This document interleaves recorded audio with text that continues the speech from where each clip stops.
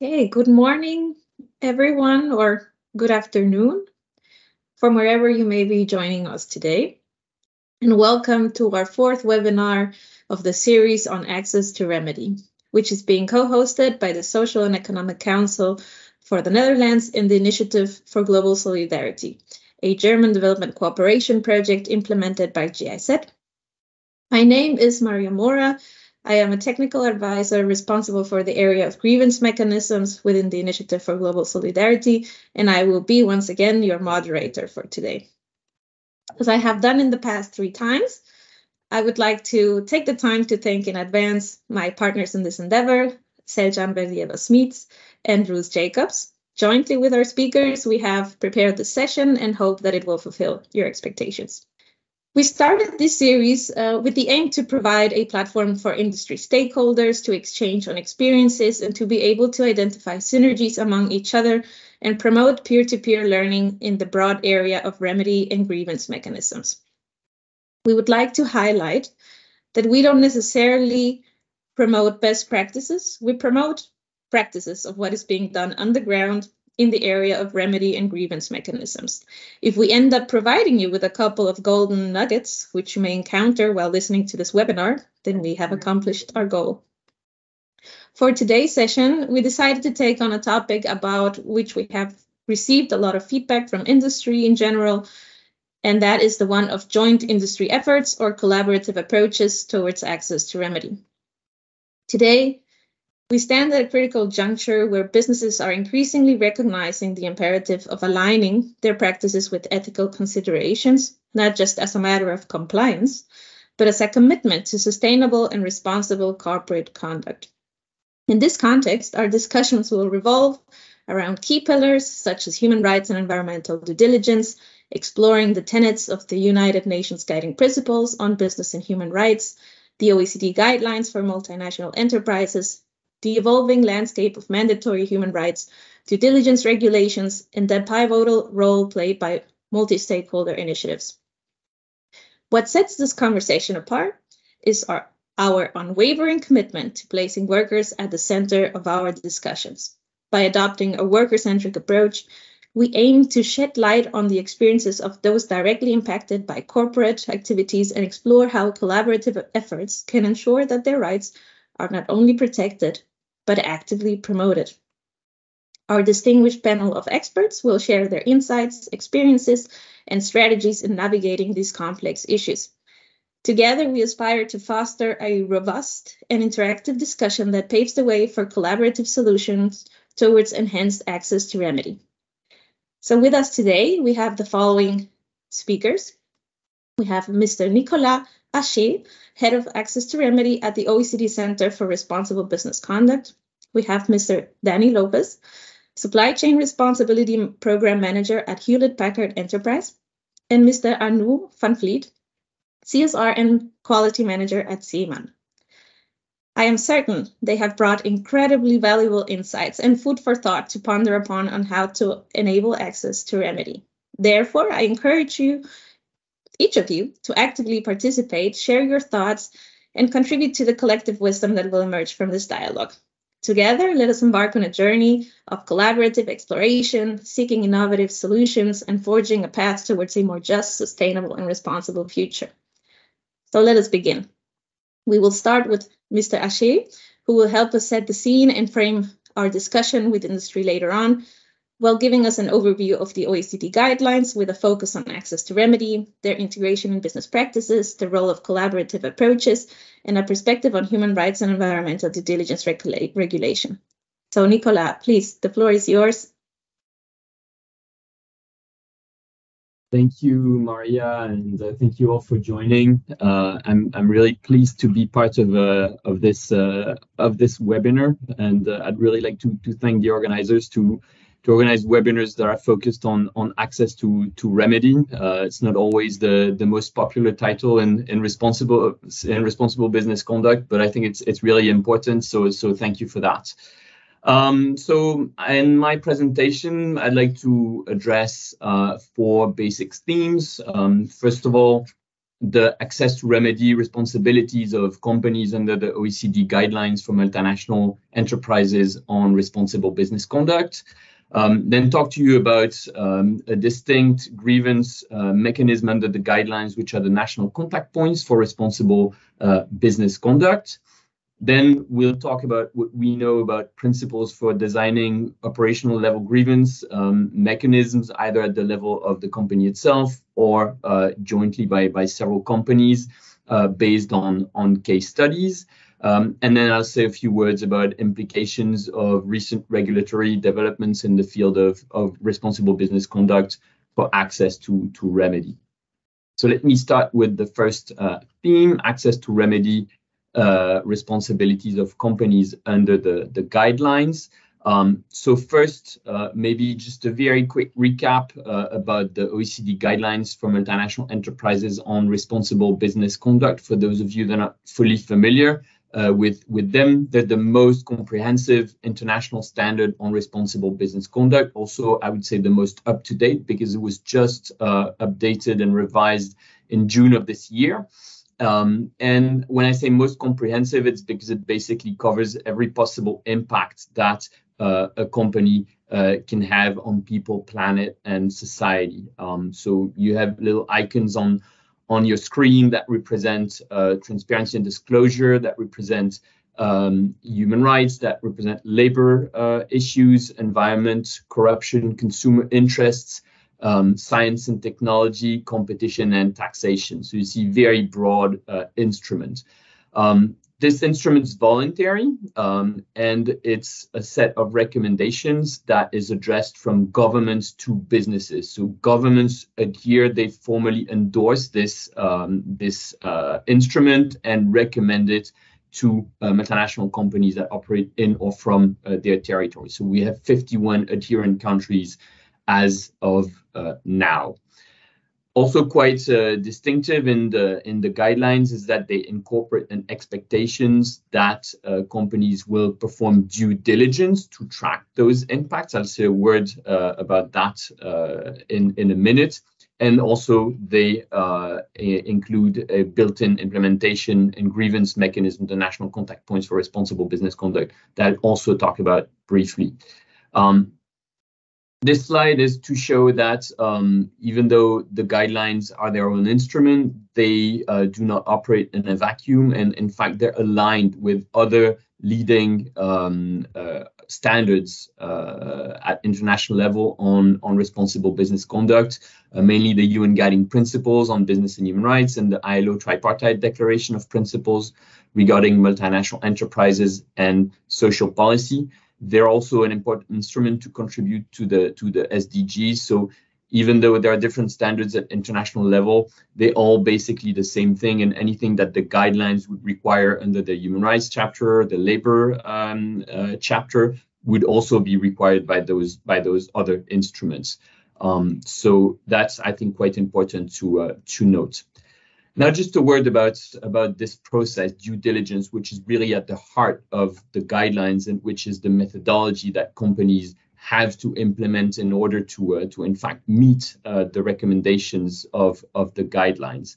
So due diligence, it's really this cycle that you can see represented on your screen, whereby companies are going to try to track, identify, and then address any negative impacts that they can find either in their own operations or at their business relationships. So what we say commonly in their supply chains.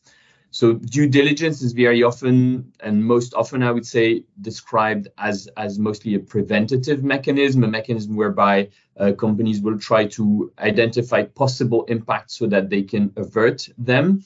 But in fact, it's also a retrospective mechanism, and it does contain this sixth step, which is about providing access to remedy. And this is in recognition of the fact that as a company, you can have the best due diligence. Chances are negative impacts are always going to occur. And when that happens, there's this obligation to make good on any harm and provide for or cooperate in remediation when appropriate. But so in practice, what does this sixth step really entail under the guidelines? So the first thing we should say is that there are differentiated responsibilities for company depending on how they are linked to the negative impact that we're talking about. If a company causes or contributes to a negative impact, so if the impact is located in its own operations, mainly or partly, well, then they have to provide this remedy themselves. If the negative impact is something that they're directly linked to through a business relationship, so basically the negative impact is in their supply chain, but not in their own operations, then the company has to leverage their business relationship so that they would provide access to remedy. So now let's unpack a little bit what is required of a company when they are in the first category, when they cause or contribute to a negative impact and they have to provide access to remedy. How should they do that? Well, there's several avenues which are non-exclusive and can be combined. And the first one is that companies can either participate in state-based judicial or non-judicial grievance mechanisms, such as the national contact points for responsible business conduct. So if there's a negative impact and the company is on the receiving end of the complaint before a state-based grievance mechanism, they're expected to engage with it. That's one avenue. And then the second avenue that we'll talk about more today are the operational level grievance mechanisms. So those mechanisms that companies set up themselves in order to deal with any complaints, any grievances that they might be associated with. And again, those grievance mechanisms can be done at the level of a single company or in collaboration with other stakeholders, either other companies in the industry, or more like a multi-stakeholder approach, including trade unions, including civil society organization, communities, etc. So that's the panorama. Now let's unpack a little bit these two avenues. So as sort of an example of a state-based non-judicial grievance mechanism, I'd like to take a small detour with the national contact points for responsible business conduct, which, as I say, are the grievance mechanism that is attached to the guidelines. So every one of the 51 countries that adheres to the guidelines has the legal obligation to set up a national contact point for responsible business conduct with a mandate that is very, very broad. So those NCPs, they have to actively promote the guidelines. So they have to talk to companies, to stakeholders, organize events, have a website, etc., to make the guidelines better known. They also have to operate a grievance mechanism of a non-judicial kind, and they can receive complaints, what we call the specific instances. That's the jargon for the complaints that NCPs receive. And when they receive a complaint, then they will provide mediation, typically, if the complaint is admissible, between the complainant and the company to try to find a solution. And at the end of the process, there will be what we call a final statement in which the NCP will basically describe the issues, describe the steps that it has taken, and provide an analysis of the issues in respect of the guidelines, possibly with recommendations or even determinations. So that's really the grievance mechanism. That's the best known feature of NCPs. And then just for the record, NCPs can also provide support to their government when their governments engage in policy making in responsible business conduct. So that's quite important also in light of the regulatory developments that we're seeing and that I will talk about in a minute. So this slide I'm just going to skip over it in the interest of time, but it's just to show that there are really processes to make sure that national contact points are effective and are doing the best that they can in order to facilitate access to remedy. And another sort of feature of their effectiveness is that even though the process is voluntary, it's non-judicial, well, under the guidelines, engaging in good faith in an NCP-specific instance is really part of a company's due diligence responsibility. So a company could not be said to observe its due diligence responsibilities under the guidelines if it does not engage in good faith in an NCP-specific instance. So that's quite important to say. Now, a quick slide just to show you the breadth and openness of the mechanism. I think NCPs are probably the most open grievance mechanism that exists in the field of responsible business conduct, because any person or any organization with a legitimate interest in reporting a possible breach of the guidelines, so that does include obviously direct victims, but also NGOs, trade unions, etc., that are active in the field of the issues that are raised. They can submit a case to an NCP against a company that is either headquartered in the NCP but operating anywhere in the world, or headquartered anywhere in the world and operating in the country of the NCP. So if you think about it, it really does NCPs a very global reach. And here on the slide, you can see the distribution of all the over 650 cases that NCPs have handled in about 20 years. And you can see that they're distributed over the whole planet and in many, many more than the 51 countries that have adhered to the guidelines. So a very broad and open mechanism.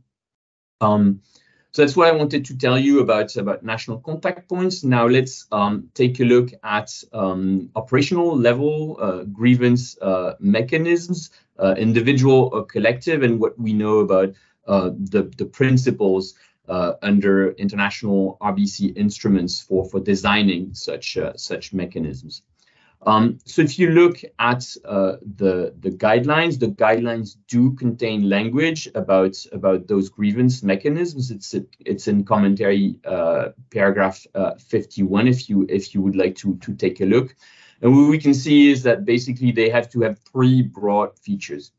First feature, unsurprisingly, is that of effectiveness. So grievance mechanisms, they have to be effective. And here, I was talking about alignment between different standards before. Here, the guidelines are fully aligned with the famous UN guiding principle number 31 that lays out the effectiveness criteria for grievance mechanisms. They're reproduced in this paragraph 51 of the commentary to the guidelines I was naming before. So I'm sure you're all familiar with that, but grievance mechanisms, they have to be legitimate, accessible, predictable, equitable. They have to operate in ways that are compatible with the guidelines. They have to be transparent, rights compatible, and also be a source of continuous learning. And we can discuss about the practical implications of these criteria in the discussion if that's useful.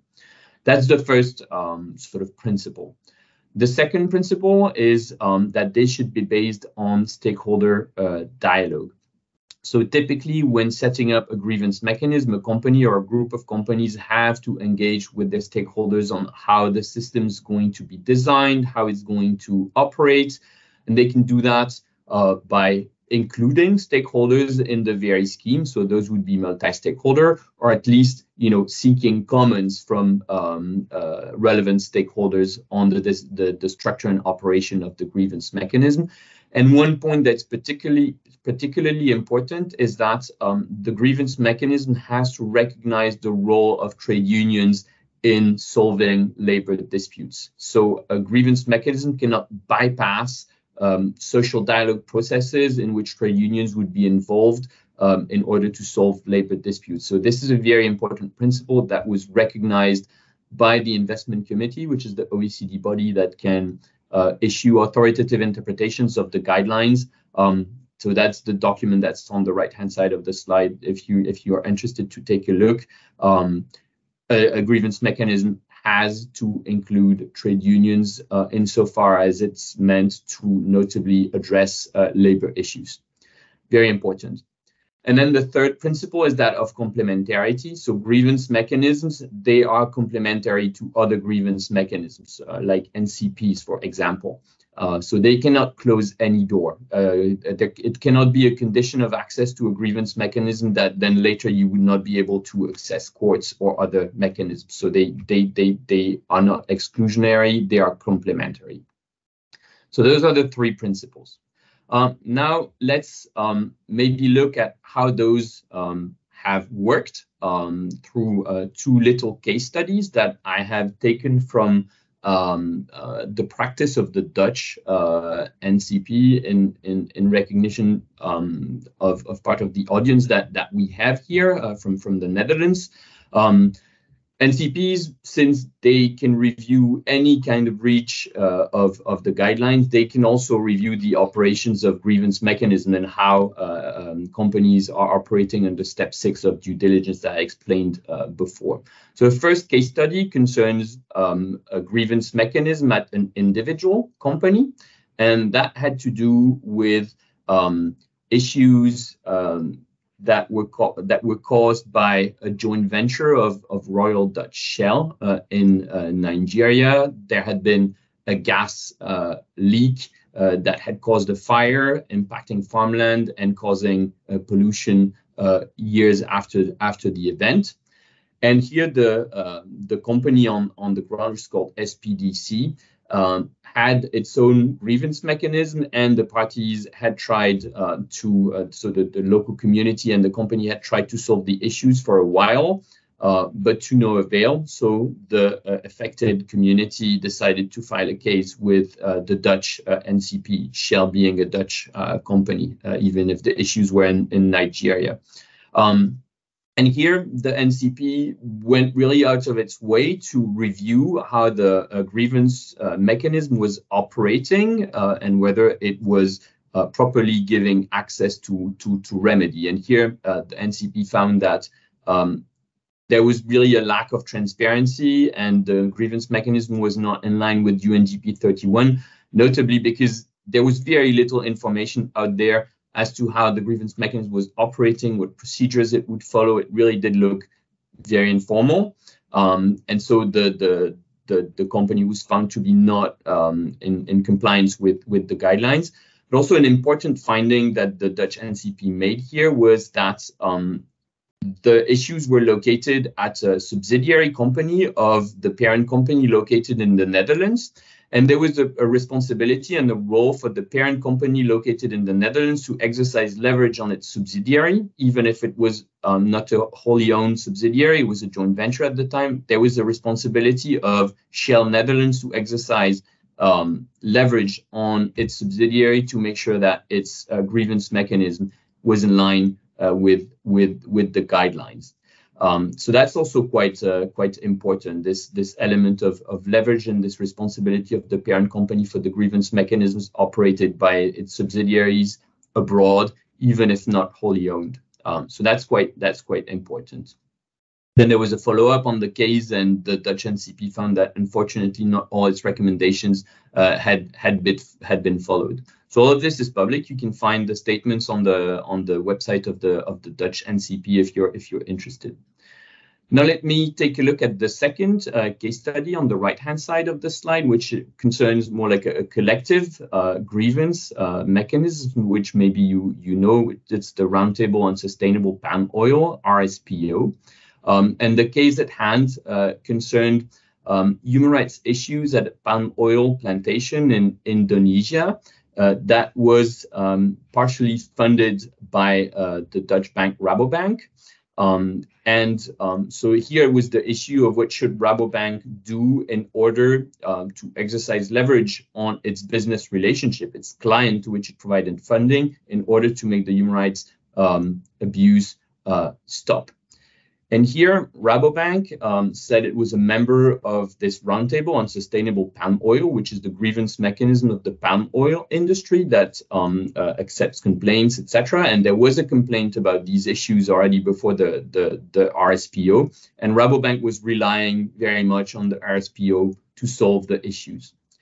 So the NCP examined whether that was sufficient to meet Rabobank's responsibilities under the guidelines, and it did confirm that it was perfectly appropriate for a company to rely on a collective grievance mechanism like that. But it did look at how RSPO was operating and found that there were major challenges there. So it also said that, being part of a collective scheme does not detract from a company's individual responsibilities under the guidelines. So you cannot default your responsibility on another scheme. If that scheme dysfunctions, it's still your own responsibility under the guidelines, and you have a responsibility to engage with that mechanism to try to make it better. And if that doesn't work, you have to disengage. So there was a follow-up on that case, and as a result, the company Rabobank had set up its own grievance mechanism, and then RSPO had also at the time revised its own procedures, partly maybe as a result of this case. So that's just to let you know how the obligations and responsibilities of companies under the guidelines to operate and set up grievance mechanisms have been interpreted by the Dutch NCP, just to make it concrete a little bit. Now, let me conclude. Sorry, I know I'm slightly over time, but let me conclude with just a few thoughts about regulatory developments. So this trend of making certain due diligence responsibilities mandatory under national or regional regulations and what that implies for remedy. So this slide very quickly is just to show you the flurry of initiatives that we're seeing internationally and nationally in policy making regarding responsible business conduct. And the whole quarter at the top left of this circle are all the binding legislations that we're seeing in different parts of the world, whereby due diligence responsibilities of companies are becoming mandatory, so to say. I'll just very briefly, this slide is about the different types of regulations that we see in the area of due diligence and responsible business conduct. So you have a first type are the disclosure laws that require companies to simply disclose what they're doing to exercise due diligence. The second type are legislations that impose a certain type of due diligence to be performed by the company. And the third type are product and trade bans. And here it's like really a very drastic measure where, in fact, the government does the due diligence for the company and says, well, these products or these geographic areas are no-go zones. You're not allowed to source from there or to do business over there. So I'd like to look really at the middle category where due diligence obligations are being made mandatory on companies. And we see there are many examples in France, Switzerland, Germany, Norway. There's this upcoming EU corporate due diligence sustainability directive that is really in the final stretch right now. So what do those legislations sort of say? Very roughly, because it's really not my remit to analyze those in detail, but what do those say? What do we observe? Well, first, we can say that in almost all of them, the requirement to take remedial action for negative impacts is becoming binding. So step six of due diligence is a legal obligation for companies. And then next to that, in some legislations, such as in Germany or in the draft EU CSDDD, there will be a legal requirement to set up an operational level grievance mechanism. So these principles that I've just described, they might just as well become binding law for companies that are under the scope of those legislations. And to sort of police those obligations, certain legislations, again, Germany, Norway, the EU, do provide or will maybe provide administrative supervision. So there will be a government agency checking if companies are in line with the legislation, with the power to investigate, to impose fines, et cetera, et cetera, et cetera. And this is sometimes coupled with civil liability, namely that if a harm was not prevented or not remedied, and there's damage under civil liability law, that can go to court. And then lastly, a last element that we see in some legislation, such as the draft CSDDD, is that a company's efforts to remedy its harms or to exercise leverage on a business relationship for the harm that business relationship caused that can act as a mitigating circumstance. So it can maybe lower the fine that a company would receive by an administrative supervisor or under a civil liability lawsuit. So it's really in the interest of companies at every level to really take remedy seriously and to engage in good faith with grievance mechanisms and to set up effective grievance mechanisms, at least what we see from those legislations, that's clearly the direction of travel remedies and very important theme. So I'll leave it here. Sorry for going over time, and I look forward to the discussion. Thank you. Thank you very much, Nicolas, for the valuable insights and for setting the scene for us. I think it was great to find out a little bit more about the scope and range of the NCPs, specifically also seeing concrete cases on how to leverage the NCPs is certainly valuable. I think another key aspect that serves as a great segue to our next segment was the statement that, at the beginning, even having the most robust due diligence strategy does not exempt companies from negative impacts along the supply chain, right? So either cause or contribute or directly linked. And I think the latter is the one that is the most challenging. That's where companies need to engage the most and leverage their business relationship. And I think this is a great segue into the role of multi-stakeholder initiatives and what we are going to zoom into later on through our experts and company representatives. I think lastly, I thought it was quite insightful also to have the key principles for operational level grievance mechanisms, right? We have talked about them thoroughly throughout our last webinars on effectiveness, stakeholder dialogue, and complementarity.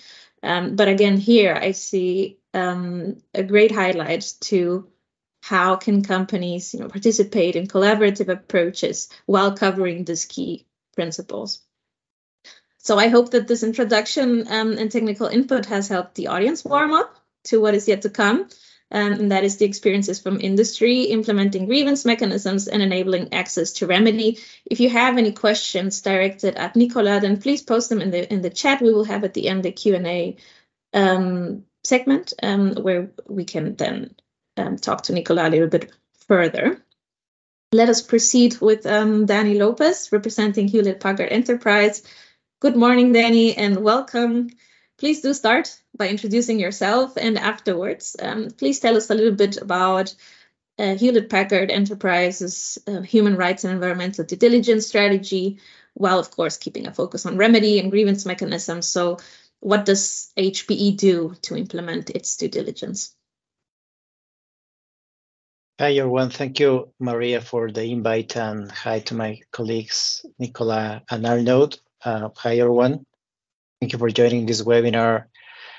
So in HPE, we are interested in implementing due diligence, not only because of this upcoming present and upcoming regulations that Nicolas just mentioned, but also because we're seeing more stakeholders, investors, customers, partners asking about what we're doing in terms of human rights due diligence, what we're doing in terms of living wage, what we're doing in terms of grievance mechanisms.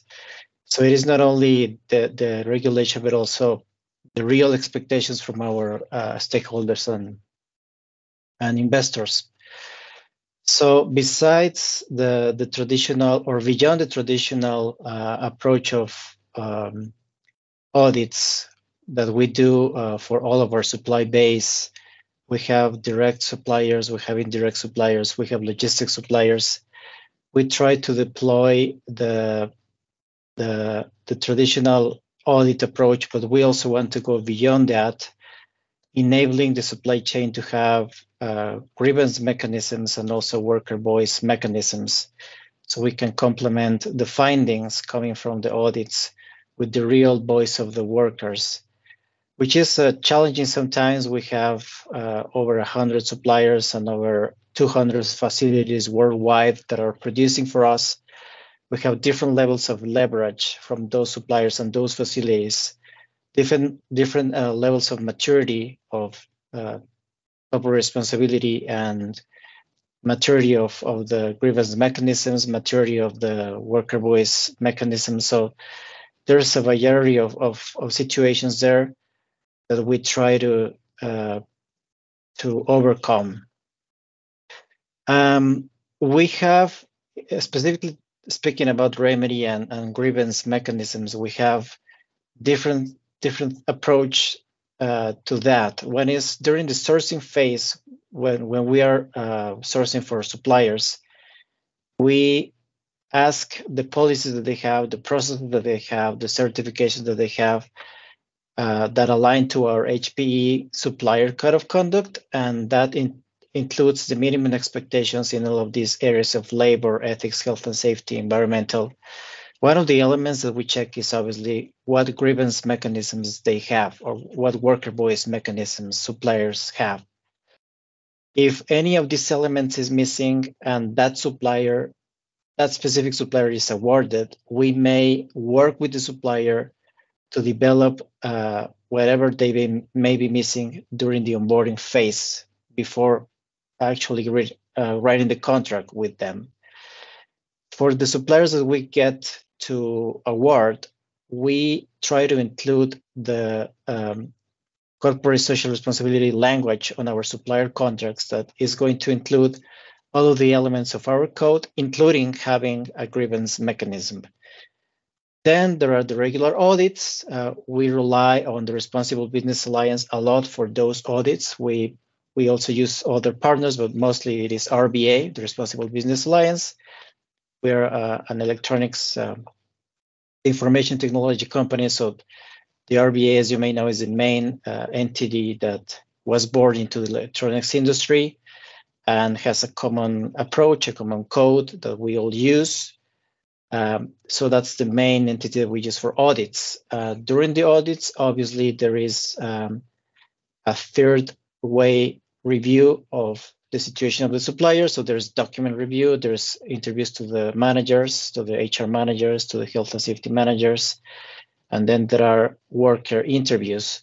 So the auditors match these three sources, the interviews with the managers, with the workers, and the document review, and then they come up with their conclusions. So one of the items that gets assessed is whether they have a grievance mechanism. The supplier has a grievance mechanism. That mechanism has to be communicated to the workers, has to be easy to use, easy to access by the workers in a language that the workers can understand. The grievances have to be either reported with a name or anonymous. They have to have the option. There has to be a process in place to investigate the issues quickly, and they have to report the results back to the employees. There has to be a corrective action plan. There has to be a remediation to the issue, and there has to be documentation of the cases according to whatever retention policy the supplier may have. So those are some of the elements that we use. A way to make things work with suppliers is sometimes through the scorecards. We have a supplier scorecard where we have different things that we rate. We rate audits, environmental targets, conflict minerals disclosures, and also grievance mechanisms. And we give a grade or a rating for that particular supplier via the scorecard. And that scorecard gets discussed during the quarterly business review with HPE and with the supplier management. So if there are any issues, that's a good way to address them during those quarterly business reviews. In addition to that, HPE recently shared our social goals for our suppliers, which is basically for 2030, we are aiming to have all of our suppliers with a grievance mechanism, also with the employer pays principle. That means no fees policy, no recruitment fees policy. And also we want all of our suppliers to have training on human rights for the workers. So those are the three social goals that we announced last year. We are reaching out to suppliers beyond the audit traditional channel, we are reaching out to them directly to discuss whether they have a grievance mechanism and if it's aligned to the UNGP Principle 31, as the same as this is pretty similar to the alignment that the RBA audit code has, but we go beyond the audits by reaching out directly to the suppliers and asking them for evidence on how their grievance mechanism really works. Last but not least, we also offer our internal HPE grievance mechanism to our suppliers. We have a compliance mailbox and an ethics point hotline that they can use. Obviously, there's the challenge of suppliers not necessarily willing to have their grievances going through us. Most of the times, the suppliers want to handle their grievances themselves. That's the reality. But we have some cases that have already utilized our channel. There's also the component of leverage. Some supplier workers may believe that if they raise their issues to us, there may be some pressure from us, from the brand, from the customer to the supplier management to remediate the issues. So there's a mix of situations there. Sometimes they feel okay by using our channel. Sometimes they want to use their own. But at the end of the day, we have many suppliers, many facilities, and we just want to make sure that they have an effective mechanism, either if it's theirs or ours. I'll stop there. Maybe I've exceeded my time. I don't know. Oh, it's fine, Danny. Actually, I'm quite amazed at the wide range of measures that HPE is implementing, and I think it's the tone which is setting, to collaborate with suppliers and offer incentives. I mean, not that much of an expert, maybe in the sense that I may have many years of experience, but it sounds that it's going in the right direction. You have mentioned, however, a couple of measures where you collaborate with other parties, right? So you mentioned RBA, the Responsible Business Alliance, and I may be also tempted to ask if some of these measures, like the supplier scorecards or maybe the training that it's meant to be offered, if those are not being offered collaboratively. So could you maybe elaborate a little bit more on these collaborative approaches, and have they helped? Are there any challenges or any low-hanging fruits that HPE has identified in working with others? Sure. So we try to collaborate mostly through the RBA. There is a worker voice working group with RBA with many peer brand members and supplier members. This working group is to discuss worker voice, grievance mechanisms, best practices, bad practices, maturity levels, and just set up a common framework that we can all use to measure the effectiveness of the grievance mechanisms of our supply chains. So we collaborate with RBA. We recently collaborated to launch a tool that is called RBA Voices. It is an app that RBA offers free of charge to their members and to their supplier members as well. And that tool is an app that has many purposes. One is it is a grievance mechanism itself.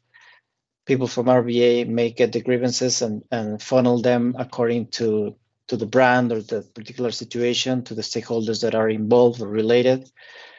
This RBA Voices also works as a worker survey tool. It is also a learning app, which is able to roll out trainings in different topics to the suppliers. We collaborated to develop this tool. We are using it mostly for worker surveys. We haven't used it for grievance mechanisms yet, but we used it for a pilot for a worker training on human rights. We're piloting this together with another brand and with the RBA. At the end of the day, all of these modules of this app that RBA is developing in collaboration with some members, at the end of the day, they all add up. They all improve the maturity level of a company in terms of social responsibility, and obviously they are all aiming to the same target, which is enabling the workers and improving their voice in general. So there's the surveys, the grievance mechanism, the training. Some of these are the modules of the app. So we helped develop that app, and also we helped develop this human rights worker training that we are piloting. The elements of this training are human rights in general, basic human rights, including the right to remedy, the freedom of opinion and expression. Obviously, if we empower the workers to speak up, we will have a better situation overall, and we would go beyond the capabilities of just having an audit. I guess the advantages of collaborating or the low-hanging fruits when we collaborate, it is easier sometimes to fund initiatives if you get together with other brands. It is sometimes also easier to escalate specific situations with a supplier. So sometimes we would partner with some other brands and also with the RBA sometimes to investigate an allegation coming from a grievance. So we can all be part of the remediations, but especially if all of these involved partners are related to the issue, or if this is like a common supplier that produces for many different brands, we may just get together to fund an investigation or just escalate and get more leverage together. So that's one of the very basic long-hanging fruit advantages of collaborating, getting together with other brands. Maybe the disadvantage of the challenge is, I would say, sometimes it is slower to come to agreements. Sometimes we don't have, as brands, we don't have the same leverage. We don't have the same spend with a specific supplier, or we don't have the same presence in certain countries or regions, so we may not have the same interests or the same leverage, as I said. In these cases, or in any case, it's always an entity that is driving or any other, and that also is able to set up a common framework or standard for all the brands to be guided on. But this is kind of the downside of getting together. I mean, in general, we collaborate all the time, and in general, it helps, as I said, to fund initiatives or to escalate specific issues. But at the same time, it can have some difficulties, as I said, it's slower to get to agreements. But in this case, it is always good to have an entity that drives the initiative. Yeah, I'll stop now. No, thank you, Danny. And I think you have raised an issue with the challenge that replicates in other areas, right? So collaborating, working with others, it will always pose the challenge of coordinating each other, right? Because of the deviation in interest and agendas and leverage, as you mentioned, this happens as well within multi-stakeholder initiatives. Those are the challenges, leveraging efficiency and transparency. It all has a price. Thank you for that.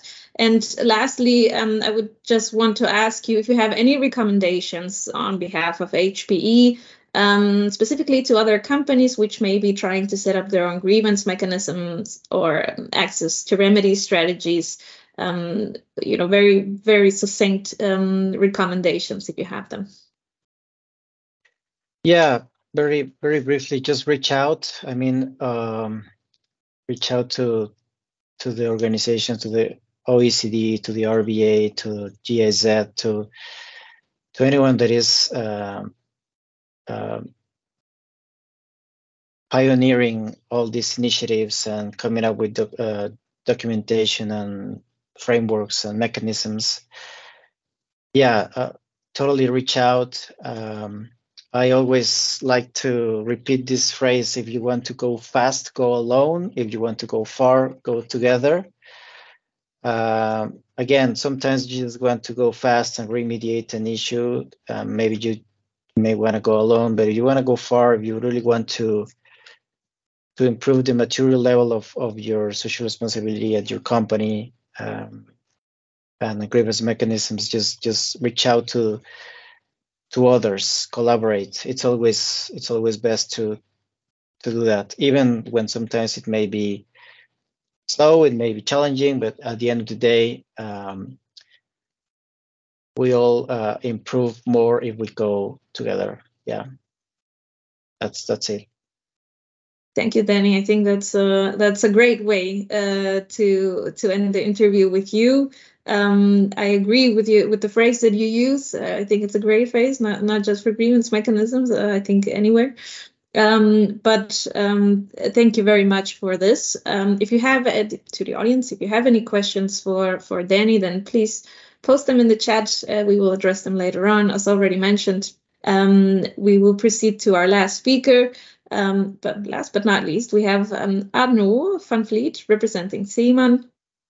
So welcome, Arnaud, to this webinar. Same rundown for you.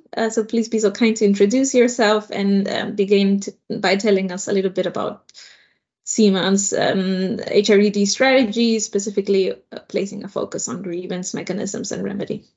My name is Arnold van Vliet. I work for Zeeman, a textile discounter from the Netherlands with 1,300 stores throughout Western Europe. I'm responsible for CSR for 12.5 years now.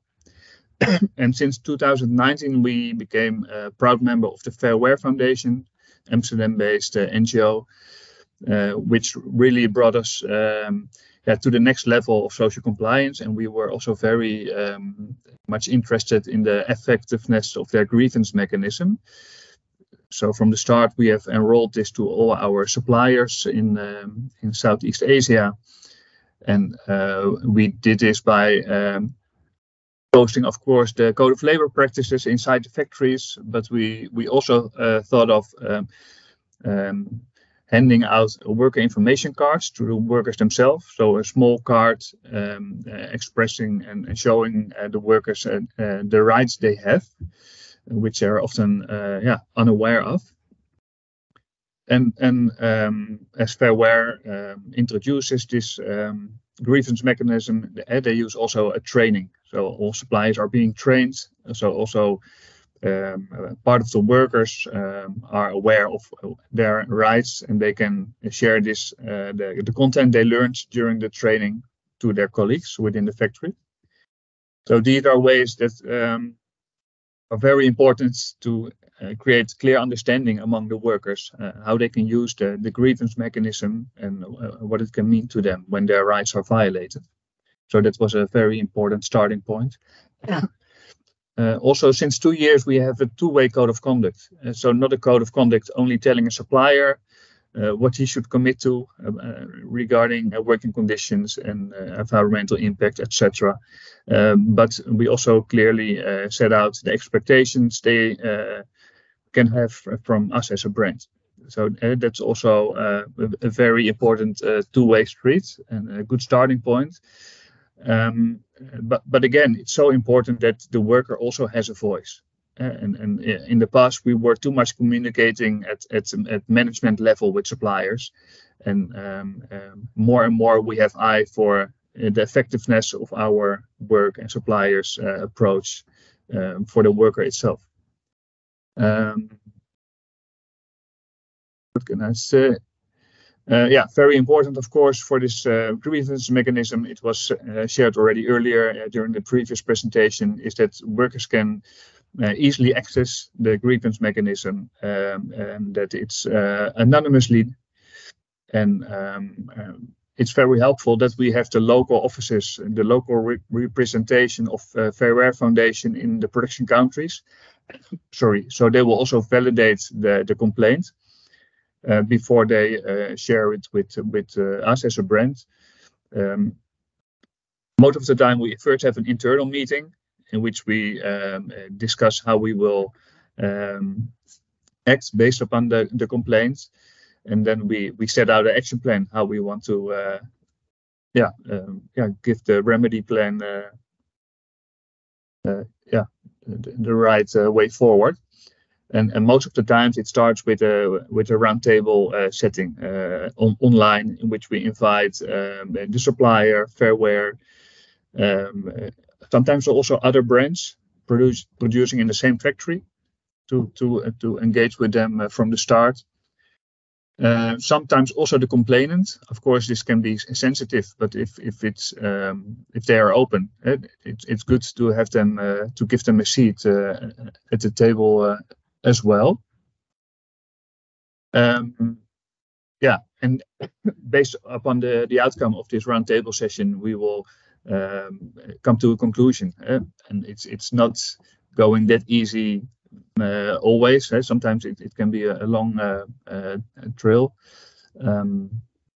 but it's never nice to receive a complaint. But we are very much aware that we prefer to receive a complaint rather than the violation remains and continues in the future. So it also gives us the opportunity to give access to remedy there. It can be very challenging to get clear insight in the complaint. You hear several, you get several inputs from several stakeholders, and it can be complicated to really come to a clear validation of the complaint. Also, what we see in our supply chain, this grievance mechanism is only implemented at our tier 1 suppliers, but we are very much aware that the bigger risks are further down in our supply chain. So we are also looking to ways to have proper grievance mechanisms at tier 2, tier 3 level.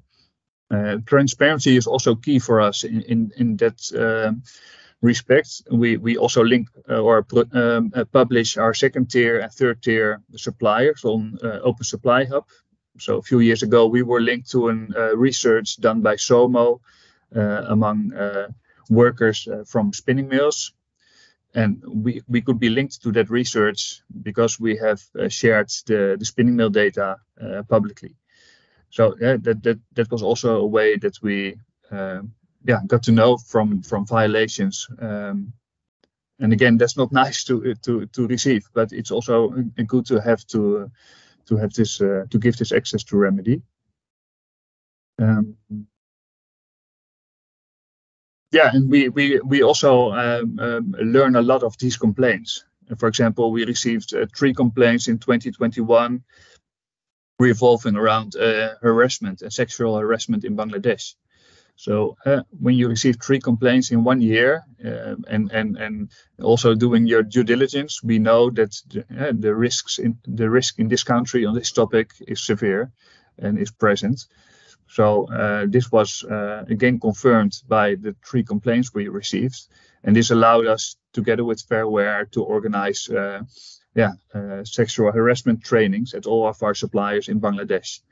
And that's not a quick solution. It takes time, and but we experienced this created the right effect and more awareness on the topic. And the training was focused on management as well as the workers to again clarify the risk and what is right and what is wrong behavior in that respect. What are the challenges? What I shared about the second tier suppliers. there we don't have a good solution yet. Yeah, I think that's pretty about what I like to share. I'm curious for questions. Sure. I think you already raised something very important, and that is, the two-way code of conduct, and that's a good way to tackle the shared responsibility angle, right? Because we see an increased effort from companies to try and comply to HRDD regulation or standards, and that leads a lot of the times towards assurance, right? So how can I assure that my supply chain is complying as well with me? But I think that's not necessarily the best approach to take. This HRDD should be tackled from a shared responsibility approach, and that doesn't mean that compliance should be, trickle down the supply chain, but rather that we do this jointly, right? So we take our suppliers hand in hand and we help them get on board, sensitized, trainings, you already mentioned this as well. So these are good ways to take the supply chain along with you. And I know that there's people interested in finding out a little bit more about the two-way COC.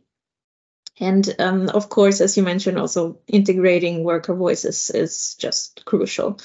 But so, and you already highlighted as well some challenges, but I think we're just focusing on the collaborative approach, and you have spoken a lot about the Fairware and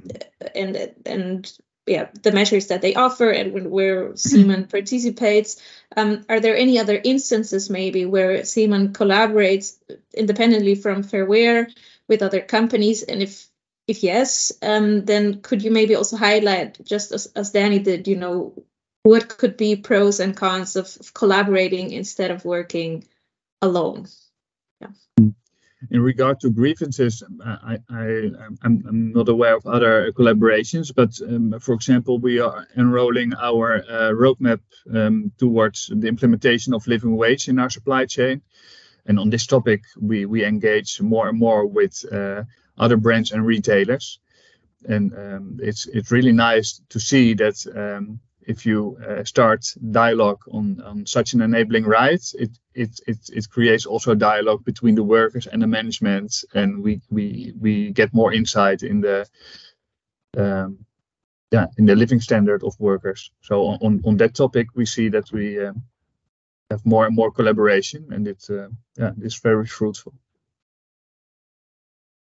Great. And lastly, would you have any recommendations on behalf of Zeeman for other companies that may be, taking their first steps towards setting up grievance mechanisms or access to remedy strategies? I forgot to mention another challenge is to implement the grievance mechanism itself. It also created a lot of hesitation among our supplier base. They were very scared that they would receive a lot of complaints and that people would start to protest, and finally they have the access to remedy. But so here we needed a lot of to build the relationship more stronger to convince them that this would not have any negative impact, but we can only all benefit from this. So that was an important challenge during that time. But again, your question? If you were to have some recommendations on behalf of Zeeman for other companies that may be setting up their grievance mechanisms. Invest in the partnership. We as a family-owned company, we look for the long-term partnership. That's so crucial to create a mutual understanding. And this two-way code of conduct is also helping them that they clearly see what they can expect also from us as their customer.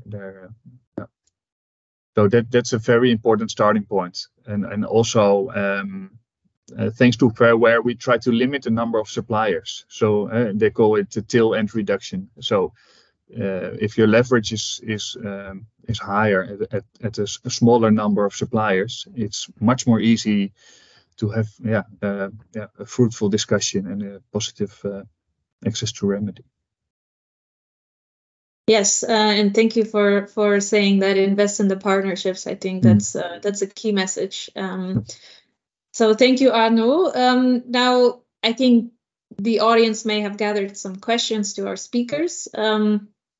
This was a lot of valuable input, and while it is great to have that much information presented to us, we may need clarification or maybe some statements raised some questions. I would therefore now invite our audience to accompany us through our Q&A. And we have our speakers already here. Okay, so we have a couple of questions. I have one for Nicola. So, Nicola, how can companies leverage business relationships to provide access to remedy for supply chain operations? Is the company expected to provide access to its own incident management systems or encourage suppliers to establish them? Sure. And yeah, thank you for that question. And in fact, the issue of leverage is a very delicate one because it really sort of talks to the power imbalances that can exist in a supply chain, but also sort of the dilution of that power across a lot of different suppliers or along the different tiers of the supply chain. So concretely, it's always very complicated to know exactly what your leverage is, and also to use this leverage in a way that will solve the problem, but not create more problems down the line. If you're a small supplier of a large company and you want to exercise any leverage you have on that large company, well, that large company might just not want to do business with you because you're too annoying, you know. So it's really a very delicate issue that in practice is complicated to answer. So the guidelines do recognize difficulties with leverage, and so I encourage you to go and take a look at paragraphs 23 and 24 of the commentary under chapter 2 that sort of discuss the possible challenges that there can be with leverage and sort of absence of leverage or leverage that would be too low in order to influence the issues. And when that is the case, well, the guidelines recommend that you try to take steps to increase your leverage, and they give a number of examples. In fact, that we heard from Arnoud and Danny that their companies were also implementing. So we heard about capacity building and training for suppliers or for other companies in the supply chains, just so that they would also sometimes understand what is expected of them and put it into practice later on. Sometimes there's the idea of building a coalition. If alone you don't have enough leverage, but together with other companies in the same industry you might, then that can be a good idea. Then there's also I think it was Danny that was mentioning this, the idea of providing incentives in your contract for, you know, any good practice in terms of grievances or due diligence to your suppliers. And yeah, so contractual practices are very important in general, that there would be a requirement to set up a grievance mechanism with a number of characteristics, and that you can activate those contractual clauses just in case there's indications that the grievance mechanism is not operating in the way that it should. So there's really leverage is not something you have or you don't have necessarily. It's really something that you all have to think about proactively and build over the long run, and not necessarily by yourself, but also in coordination with your stakeholders and your peers in the industry. So that's very important. And it's maybe a final word. I mean, often stakeholder leverage is put into relation with disengagement, like saying to a company, well, if you don't do what I ask, then I stop doing business with you. And like the guidelines do recognize that that's a solution, but they also underline that it should be a last resort solution. Cutting and running might just remove the problem from your supply chain, but it might not solve the problem on the ground, meaning that, you know, the abuse might continue at the company, whether or not you're doing business with with them. So really, disengagement is something that should only be considered as a last resort if all the other measures, including training, including incentives, have failed, so as to give as much chance as possible to resolution of the issues. Yes, thank you, Nicola. And I think this is a great point, because even in mandatory HRDD regulation, you can see those statutes. It doesn't matter if you don't have a relationship to that supplier as of currently because you couldn't run, but if there's proof that you had a relationship to the supplier, you're still liable, right? So I think exiting a relationship can still have severe consequences. It should be considered as a last resort. So thank you for raising that. I have a question for Danny and HPE. How do you take illiteracy and different foreign speaking languages into account amongst workers? So how would we as buyers know that they have heard about the mechanism beyond believing the suppliers? That's a great question. I think in terms of the different languages, the foreign speaking languages, that the grievance mechanism has to be accessible to them. The one that is being developed with the RBA is translated into many different languages, or at least the main languages, like in Asia Pacific and Eastern Europe and Latin America.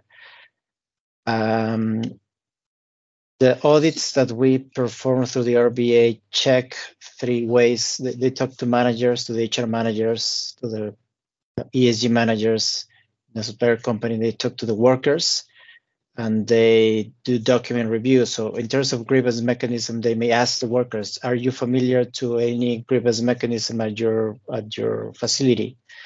Have you used it? Did you raise a case, or did you hear that someone else raised a case? Was it solutioned? Was it solved?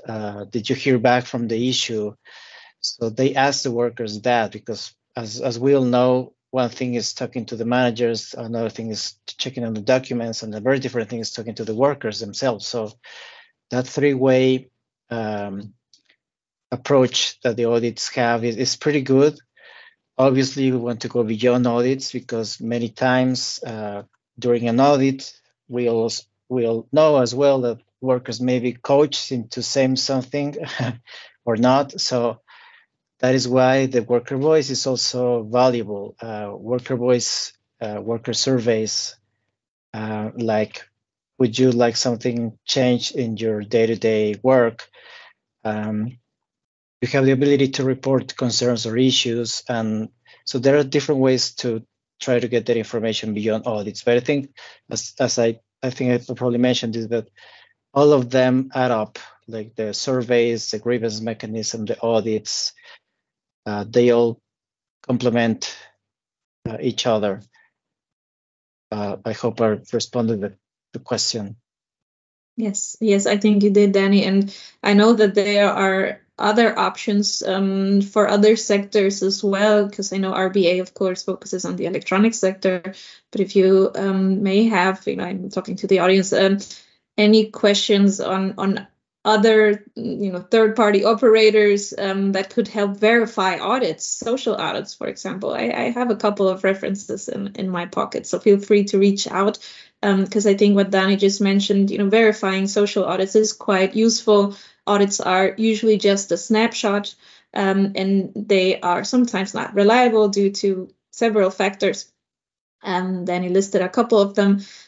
So including worker voices to verify social audits results is crucial as well, and can only complement the risk analysis, when discussing HREDD implementation. Okay, so I have the next question, because I know you already answered in the chat to one of the questions directed to you. But then this is a general question, and any one of you can answer this. So what would be considered as the better approach to investigate the complaints received? Should it be investigated through a third party, or internal investigation by brand or supplier is considered a sufficient approach? There's a last question added to it. Which approach would be considered to be more aligned with the OECD or UNGP's or the emerging international laws. So maybe if one of the companies wants to address this from their perspective, then you're invited. Yeah, good question. It very much depends on the complaint. We received a complaint about transportation. The bus was too small for transportation safely to the factory, and this can be solved easily between the brand and the supplier. But for a complaint, as I addressed earlier, then it's good that you engage with other stakeholders and to have a broader perspective and create more leverage to find the right solution. Yes, for sure. Nicola, would you want to add something to this, or do you think that's in line? Sure. Like part of the question was like, what approach is more aligned? So I would say we cannot answer that question in the absolute. So the guidelines are fine with either approach as long as they meet the different criteria that I named earlier. Just to highlight a few, I think accessibility is very important. So, and it's been mentioned several times, but whichever mechanisms are available to the affected persons, they need to be accessible. And so language, literacy, providing information in languages that is understandable to the audience. If there are several mechanisms available, what are the differences between all of them, etc. So it's quite important to make it accessible for affected persons, so that they can play their role. And I think also one factor that will play a huge role in a person's decision to use one mechanism instead of another is the confidence that they have. In fact, in the mechanism itself, because those mechanisms are non-binding, they're voluntary, and so their main currency is going to be the trusts that the mechanism can create between the two parties that are at disagreement, so that they can take a step towards each other and find a solution. So it's very important that the mechanism be seen as independent, as impartial, as trusted, etc. Like one example that I frequently hear is grievance mechanisms with regards to harassment and sexual violence in the workplace, where victims are, in the large majority of cases, women. If the grievance mechanism is operated only by men who resemble the possible aggressors, then there's going to be a design flaw in that mechanism that is likely to alter trust. So that's something that should really be considered. Like, is the design and the structure of that grievance mechanism likely to elicit confidence in the people that are going to use it? And then maybe one last point is the fact that it's usually important for those mechanisms to allow complaints by proxy, or at least, that allows support of affected persons who, as we said, are sometimes illiterate or sometimes not used to using grievance mechanisms, or sometimes not empowered. So it's very important that proxy organizations, trusted proxy organizations, NGOs, but also trade unions very much can actually hear the grievances and relay them to the mechanism on behalf of the affected persons. And those organizations might sometimes be more effective to defend the point of view than the affected person itself. And just not to belittle them, but it takes a little bit of technical knowledge to use those mechanisms, even if they're very simple and very accessible. And that technical knowledge is just something that certain organizations might have built over time and might make them more effective. So that's what I want to say. Yeah. Yes, thank you, Nicola. I think this is also very much in line to what we addressed during our last webinar on the role of NGOs and trade unions. So, of course, country context and cultural context needs to be taken into consideration. There are some countries that also experience a strong limit to freedom of association and so on. So maybe trade unions have a reduced role and therefore they cannot be integrated into the discussion, but still this is something that needs to be analyzed by companies. Looking at the time, I will just take one last question before I close. And I think this one is a very good one, and anyone can answer this. How do companies on the webinar look at the topic of causal contribution or root causes in the context of access to remedy? Does a part of the grievance process look at this and in turn link back into adjusting business or purchasing practices? Does anyone feel called upon this question to answer it? I can volunteer. So recently, we created a responsible purchasing practices committee in HPE, and we have people from the sourcing teams and the procurement and sourcing teams, and also people from global operations joining that committee. One of the main goals of that is to give them visibility of the most common issues that we see from all of the sources we have. I mean, coming from audits, coming from grievances, coming from surveys. It's a mix of sources, and what we want to do is actually that we want to translate those findings, those issues into actions, into changing the bad practices, the rush orders, the last minute changes, all of the things that at the end of the day would cause the many issues that we know that happen in the supply chain. So there's not like a direct relationship or relation between the grievance mechanism and the purchasing practices, but it is everything that we can utilize to give visibility to the decision makers that may be causing the bad practices in the supply chain. So it's part of grievance mechanisms, is part of that source of information that we want to give to our sourcing teams in this committee. And we just launched that recently, so I don't have any news there, anything to share yet, but we're hoping that is going to help our approach.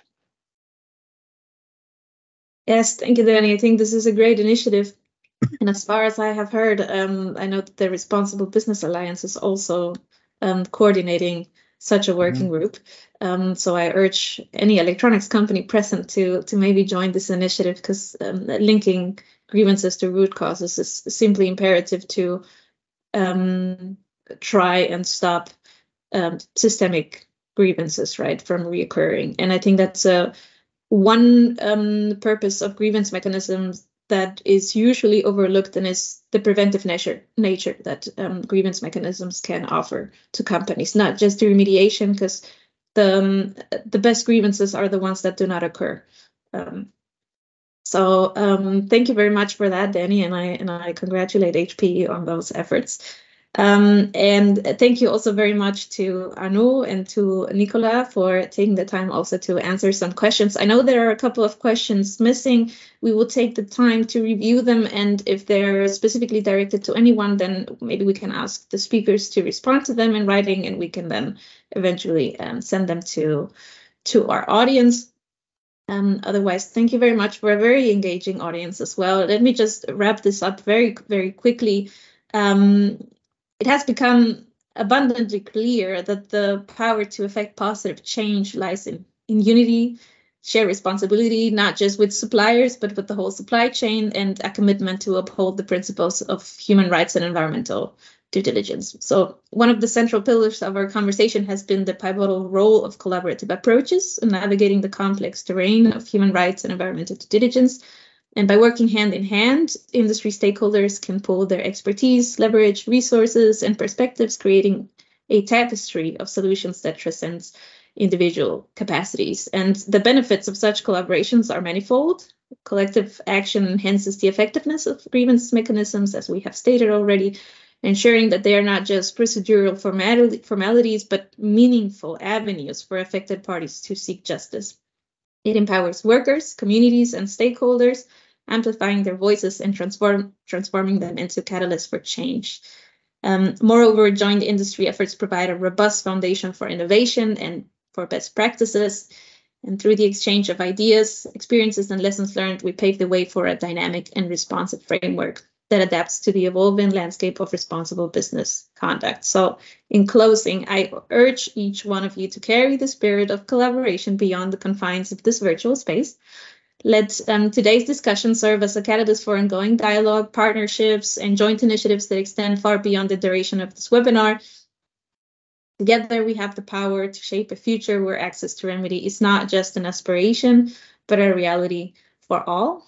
So on behalf of the Social and Economic Council for the Netherlands and the Initiative for Global Solidarity, I remain grateful to our audience and to the many speakers that graced this virtual space and filled it with rich experiences and key insights. I hope we were able to give audience something to reflect upon and something to take with in your journey towards improved access to remedy along supply chains. So thank you very much.